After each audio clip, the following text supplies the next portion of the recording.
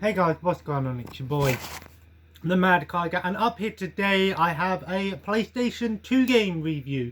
And stay tuned to the end of the video because I have a couple more bonus reviews. But the main feature is Underworld, the Eternal War on PlayStation 2. Now, straight off the bat, I want to say that this game has a lot of nostalgia for me. I played this game so much growing up. I used to play it with my brother all the time. And, you know, it just has so much nostalgia for me. Honestly, I'm going to start by saying that licensed games are normally pretty crap. We already know this. This is the format. Decent movie equals bad game. Decent game equals bad movie, right? The cycle is always the same. Not always, but 9 times out of 10. Honestly, I haven't seen any of the Underworld movies. I might have seen clips here and there, but I've never actually watched them. I think there's, what, 5 or 6 now? I think I have 3 of them on DVD. I'll need to check them out at some point because they look like decent movies, you know, action movies with horror elements to them. And of course, how much does this follow the movie? I don't really know because I haven't watched them. But basically, this game is actually a budget title released by Play It, and it was developed by Lucky Chicken Games. I've never heard of Lucky Chicken Games, but I know Play It. And just because, I want to start by saying, just because you see a budget title doesn't necessarily mean it's a bad game. You know how many decent budget movies there are out there. You know, the original Halloween was a budget movie originally, and that went on to be one of the greatest horror movies of all time. And Play It also released some awesome budget games like Road Trip Adventure, Seek and Destroy, for example. But Underworld The Eternal War is a top-down twin-stick shooter which is playable both single-player and co-op. Of course, co-op is the way to go, but single-player can still be just as fun. And this game has 2 campaigns to it. You have the Vampire campaign and the Lycan campaign. Now, I want to start off by saying I will go into the differences between them very shortly. But basically, it's a top-down twin-stick shooter, almost isometric view. And it's quite a basic concept, really. You basically just, there's 8 missions on each campaign. And you basically, 9 times out of 10, like, you kill this person. It basically follows like a circuit map, basically. Reminds me a little bit of Dynasty Warriors in its sort of map design, where you follow the map around and you're just getting swarmed by enemies, you know. There's a bunch of different characters you can play as. There's 3 characters for the vampires and 3 characters for the Lycans. Now, the only differences between the characters is there is a small upgrade system. The vampires have 3 abilities as well. So not only do you have your weapons, you know, your twin stick shooter, you've got pistols, your hand-to-hand, SMG, shotguns, the assault rifle, there's a rocket launcher, a grenade launcher, an anti-personnel rifle, like an electric gun, like a light beam rifle. There's like the throwing stars you can get, and I think that's all of the weapons in there. And each weapon does feel sort of unique-ish, and obviously you go through each level and then obviously you kill a bunch of enemies. It's quite monotonous and nothing overly special. But if you're playing as the vampires, you have 3 abilities you can choose from. You have the blood fusion ability, which basically makes your melee attacks even stronger. You have the speed ability, which makes your character run across the map really quickly. And then you have the control blood ability, which is your healing ability. And I'll go over the Lycans in a minute. I'll go over them now. And if you're playing as the Lycans, you have the same sort of thing. You have a healing ability, a rage ability, and you can also transform from the human style to the Lycan, which is like the werewolf. Both campaigns are very similar to each other. The only difference is obviously the enemies you kill. The vampire campaign, a lot of the enemies are different styles of Lycans. You have like fast ones, small ones, giant ones, where the vampires you'll have ones that can, you know, go really fast or use the blood attacks and, you know, jump around, different weapons. There's basically 8 missions on each campaign, and they're basically the same sort of thing. Each campaign is basically a mirror. There's only slight differences with the campaigns other than the enemies. Like some slight differences in the level design or where you start a mission. But essentially it's the same thing twice. But so I'd recommend, if you want to play both campaigns, maybe play one day and come back and play the other one another day. I beat both of them in one sitting. Each campaign's about 2.5 hours long, give or take. So you can beat this game in less than 4 hours. I managed to beat it in one sitting. It does get a little bit monotonous toward the end. That's why I said maybe break them up. I do like that the game does have an upgrade system. At the end of each level you get XP and you can upgrade your health, your power, and then each 3 individual special abilities. I do like that it's sort of, you know, the missions are basically the same sort of thing. Kill this guy or get to the end of the level.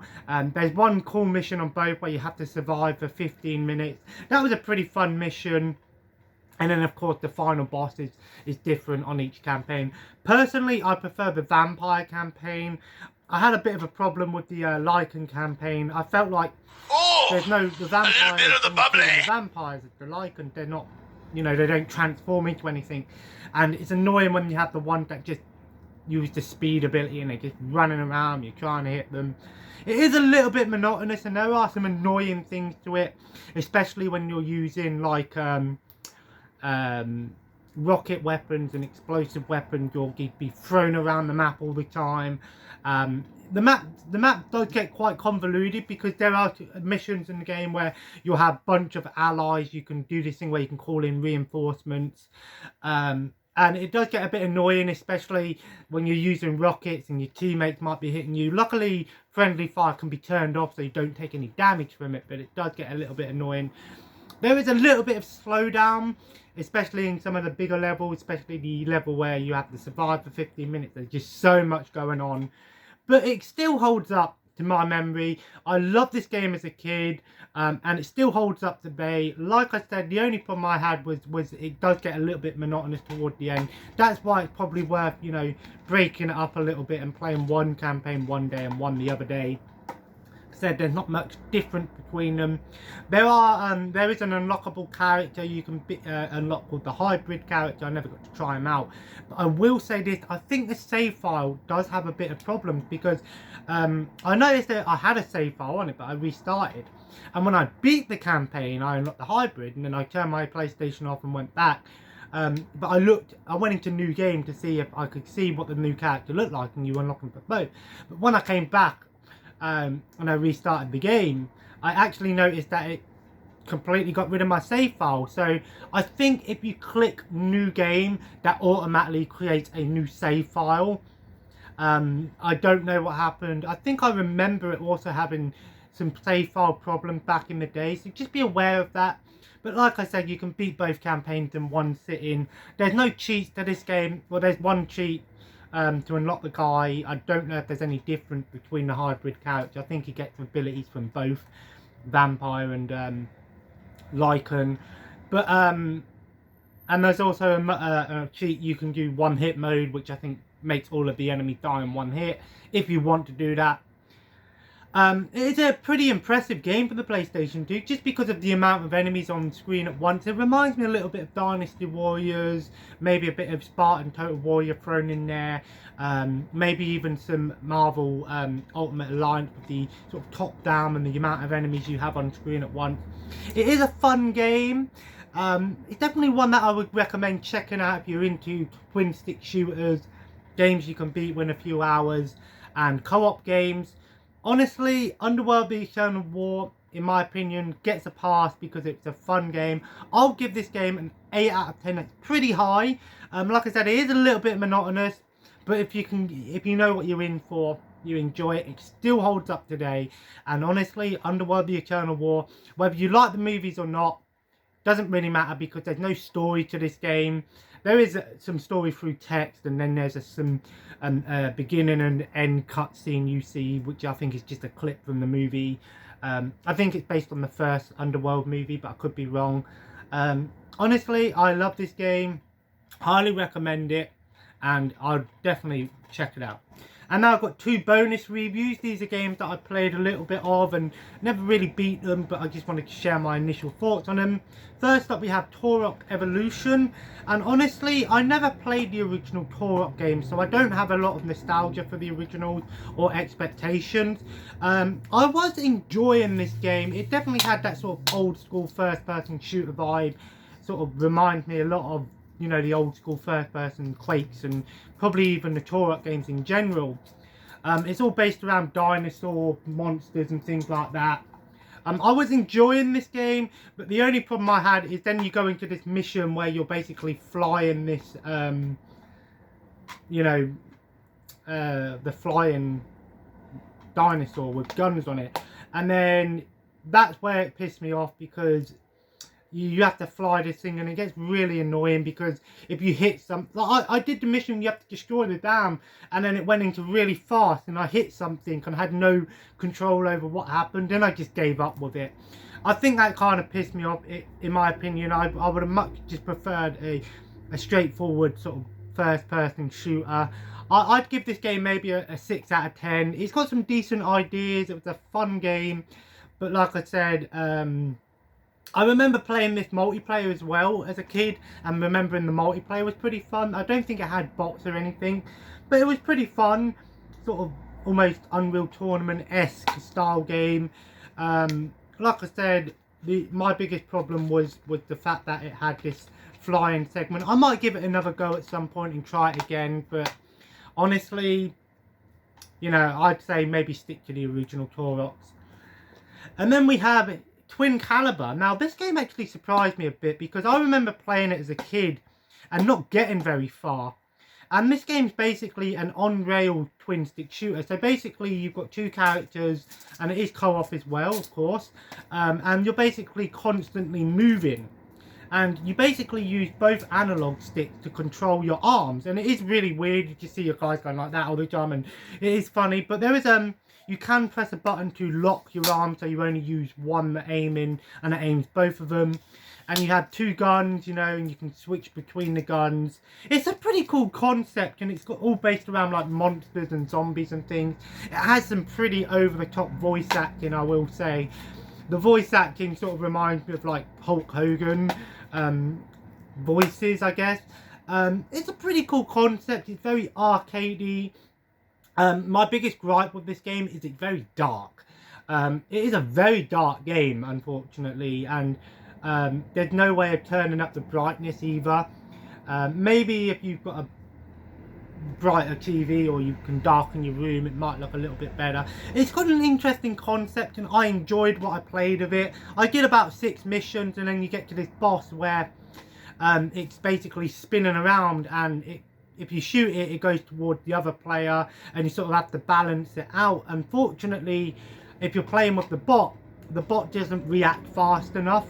I almost killed it, and every time, like, I shot it a little bit and then it just zoomed straight over to the bot and killed the bot and failed the mission constantly. So this is a game that I'd recommend playing with a friend, just for that boss alone. I enjoyed what I played of it. I'd give it maybe a 6.5 out of 10, maybe a 7. It's a fun game with an interesting concept. Again, it is a little bit weird, and the controls are a bit weird and take a bit of getting used to. It's over the top with its voice acting, but it's not a bad game. It's an interesting concept, and it just goes to show that, you know, the PlayStation 2 just had so much, you know, it's made by Rage as well. As I said, it's definitely a budget title, but it's very arcadey, and honestly, some of the designs of the enemies are pretty cool as well, especially the bosses look pretty awesome. But like I said, it is plagued by the darkness, and it's really annoying. Another thing I noticed is when you're playing with the bot, it kept saying that I was shooting my teammate when I wasn't. I was aiming at the enemies, and somehow my teammate kept getting hit by me. It's a bit buggy in here, but it's worth a try. I got it for 75p. If you can pick it up for like £1, I give it a go with a friend. So there we go. 3 reviews, mini reviews, of course. 3 games, and it's actually been quite nice playing some PlayStation 2. Like I said, I don't really play PlayStation 2 games all the way through unless it's a game I'm really enjoying, like Underworld, but this was an easy game to beat. I'm just playing it every so often now. I'm gonna Place of Mafia 3 now. I'm about just gone halfway through the game now. I will do the DLCs for this game. I'm probably gonna. I've got a couple movie reviews coming. I watched a couple movies over the last couple of days. I watched Hands of the Ripper and Bird with the Crystal Plumage, and I'm gonna do some reviews on those movies at some point. There will be a stream tonight. I'm gonna do some streaming of Overwatch tonight, some more summer games. I wasn't actually gonna go on it, but I thought, you know what, let's go on it tonight. I do another stream. Weather's a bit milder today, but it's gonna be hot, but not as hot. So. I'm going to go on my PC later and play some more Company of Heroes. I thought you'd give Company of Heroes a go. I'm on the second campaign, which is the German one. Although I'm a bit confused because I got Company of Heroes as a bundle with all of the DLC for the first game on Steam. But I've only installed the base Company of Heroes, but for some reason it has all of the DLC included. I don't know why. I'm not complaining, but, you know... and I'll probably do a review on Company of Heroes at some point when I beat all of the campaigns. I'm not sure if I'm going to beat every single one, but with PC I sort of go on it every so often. So yeah, some game reviews come in, some movie reviews come in. There probably won't be another pickups video anytime soon. I've got one item coming in the mail, and that's Kill Bill on Blu-ray. I'm a bit pissed off though because the second one is quite expensive, and I just wanted to say something about the Chucklevision. I actually looked up how many seasons of Chucklevision there were, and there's 21 seasons, but only seasons 1 to 3 I think were released on DVD. A bit disappointed in that, but I think BritBox might pick it up. So BritBox, if you're watching, pick up Chucklevision. You know, I think they could get the rights to it. And as anyway, guys, if you enjoyed today's video and if you played any of these games, check them out. Like I said, they're all pretty decent games. They're not terrible games, but about better than average. Better than average to good. And if you played them, definitely let me know in the comments what you think of them. And as always, guys, subscribe if you haven't already and join the family at 399 subscribers. We need one more, and then I will do the announcement for the winners. Although only 4 people have commented on that post, so as it goes, you guys who have commented will probably be the winners. I might give it an extra week just to see if anyone else comments on it, but we will see. Although, like I said, I will reach out to you and then reach back to me and work it out from there. You might not get them till the end of the month, possibly next month, depending on things, because money at the moment is a bit tight, but I'll definitely send them out, of course. And as always, guys, follow me on Twitch, Instagram, Twitter, and eBay store, all on the link in the description. I do need to go on my eBay later to check some things. And as always, guys, have a nice day, and I will see you in the next video. Take care, and bye-bye.